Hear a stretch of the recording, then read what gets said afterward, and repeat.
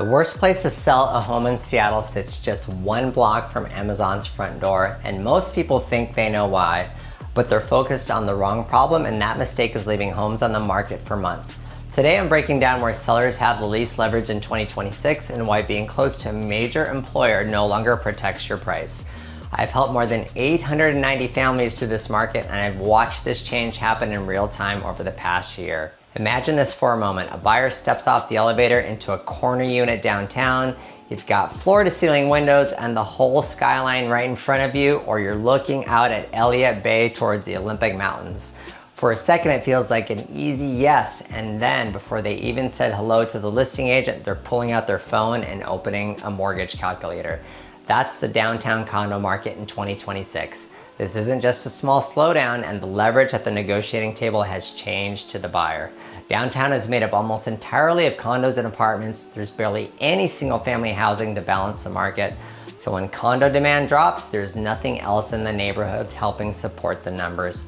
And that calculator is doing more work than it used to. Buyers are adding the mortgage payment, the HOA dues, and property taxes into one monthly number.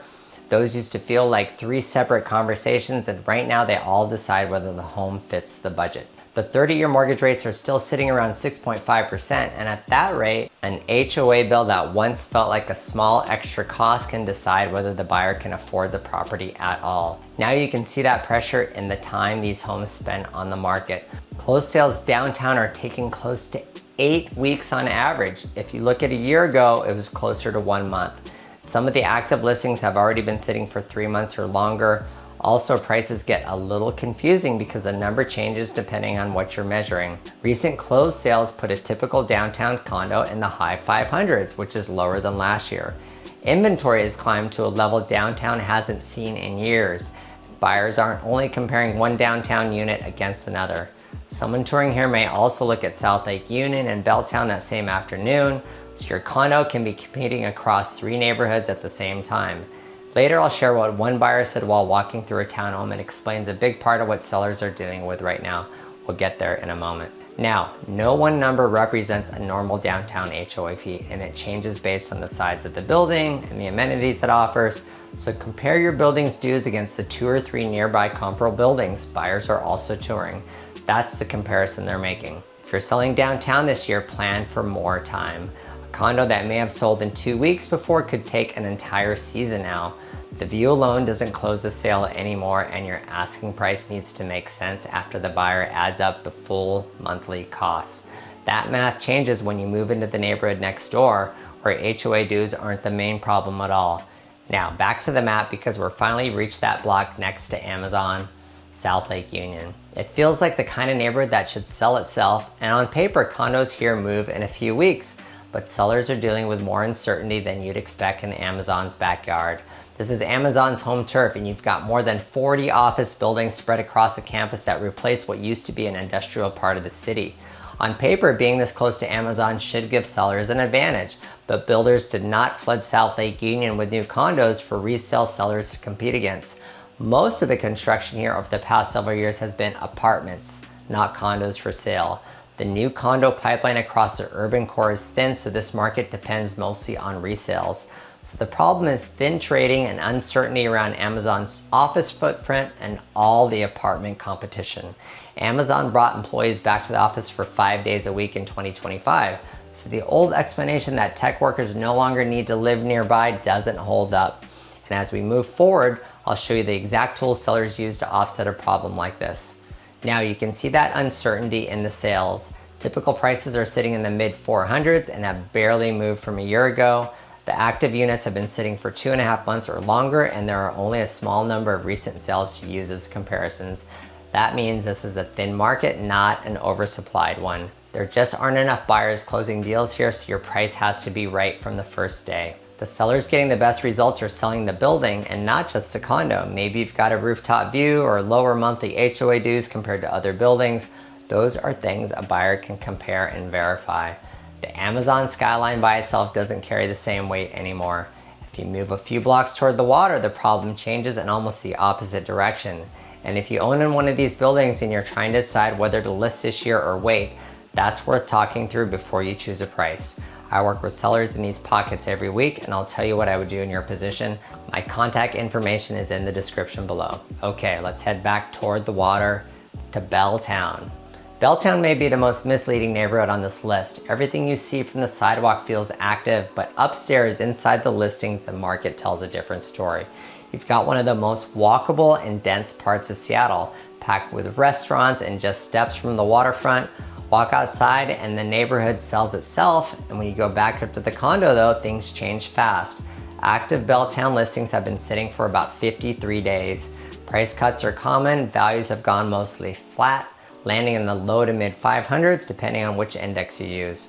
So if you're selling here and still expecting the bidding wars from a few years ago, that's the first adjustment you need to make. Buyers aren't fighting for your unit anymore, they're comparing it against 4 or 5 others on the same block or even in your building. And keep this in mind because later I'll show you one piece of paperwork that almost every seller waits too long to prepare.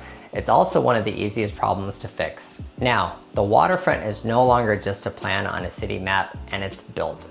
Overlook Walk now gives you a direct path from Pike Place Market down to the water. Pier 58 has reopened, and the city has finished a full stretch of waterfront park. Earlier this year, a new greenway also opened heading north toward the sculpture park. That kind of public investment can change the direction of a neighborhood over time. It just hasn't shown up in the sales numbers yet. My read is that Belltown improves as these projects mature and more people start using them, but that doesn't help much if you need to sell this quarter. The sellers who know this accept today's numbers much faster. The ones still pricing for the Belltown market from 10 years ago are the ones getting frustrated. Now, not every property struggling today is stuck because of the neighborhood, and sometimes the problem is the shape of the house itself. One of my clients stopped halfway up the stairs inside a brand new townhome, and the urban core had said something I haven't forgotten. You're just buying a staircase. Once you hear that, you start noticing it everywhere. You walk in, turn, climb a flight, turn again, climb another. By the time you reach the roof deck, a big part of the home's square footage is gone toward moving you from one floor to the next. So forget the zip code for a minute. This slowdown is tied to the shape of the house, and you can see it in the numbers. Townhomes across Seattle are taking closer to 5 weeks to sell. Some are taking longer. The best single family homes in great neighborhoods are still moving in about 1 week, while more townhomes are also sitting unsold compared with single family houses right now. That doesn't mean Capitol Hill or the Central District are weak markets. Homes overall in Capitol Hill are still selling at around 3 weeks, which is a healthy pace. The slowdown is sitting inside this one type of home. The neighborhood around it is doing fine. A few practical details are turning buyers away, including tight staircases, no dedicated parking, and windows sitting so close to the neighboring row homes that little natural light gets inside. Now, buyers may tour 4 or 5 of these townhomes in the same afternoon. After a while, they start comparing staircases the same way they compare kitchens. The layouts that feel poorly planned get crossed off fast. It's also making some buyers rethink the entire trade. Instead of buying a narrow 3-story townhome near downtown, they start looking at a small single-family home with a yard in South or North Seattle for similar money. Now, I'm not saying the data proves a full buyership, but this is a conversation buyers are having out loud during showings right now. Think about carrying groceries or luggage up 3 to 4 flights of stairs. If that sounds frustrating to you, it probably sounds frustrating to the buyer too. And a price cut doesn't remove that feeling. So, lowering the price alone rarely solves the problem. The better move is showing buyers how the layout works before they ever step inside. That same idea applies to a difficult staircase, a high HOA bill, or a condo that's been sitting too long. But it's not all doom and gloom. If you have a feature like a garage, rarely offered in many townhomes, that could be a huge factor in whether your home sells or not. One of our buyers recently got into an amazing East Lake townhome, and after touring 8 townhomes, he locked in on this one as it had a nice sized garage. Now, moving to that strategy that I mentioned earlier. How in this market do you sell in a slow neighborhood? The first mistake most sellers make is pricing from memory. The home that sold in your building 90 days ago is already old news. Your real competition is the 2 or 3 units a buyer can tour this weekend. So build your comparison set in the right order. Start with very recent closed sales in your exact building and units with the same layout and position in the building. Then look at pending sales. As long as your agent can confirm what happened behind the scenes with the terms, active listings come last, and treat those as a ceiling, not a target, because you're still sitting unsold for a reason. That order matters even more in buildings with several similar units that are for sale. If 3 nearly identical floor plans are chasing the same buyer, the seller price closest to what is closing gets the showings first and gets the offer first. Now, close to half of the homes selling across the sale area are closing below their original asking price. Buyers have negotiating room today that they didn't have a couple of years ago. Concessions are part of that too. Just under half of Seattle area sales over the past few months included some kind of seller concession. It can mean a repair credit, help with closing costs, or a rate buy down.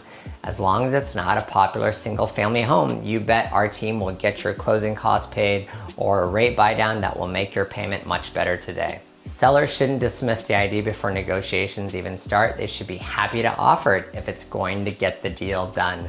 A lot of sellers hear the word concession and assume they're giving money away. That's not the case. You're trying to remove the buyer's final objection. Maybe the buyer likes the layout but keeps getting stuck on the HOA payment. A closing cost credit may be enough to turn that hesitation into an offer without cutting the sale price. A rate buy down is another tool worth understanding before you put it on the table.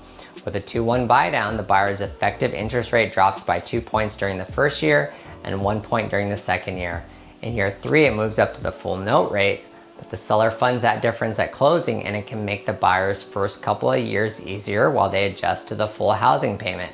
And that could make that buyer offer on your property. It doesn't make the HOA dues disappear, and you should never sell it that way. Staging also matters, especially when the layout is part of the problem. Industry survey data shows that staged homes sell for more and sell faster. There's no guarantee, there's no clear proof that spending heavily on a luxury staging package gives you a better return.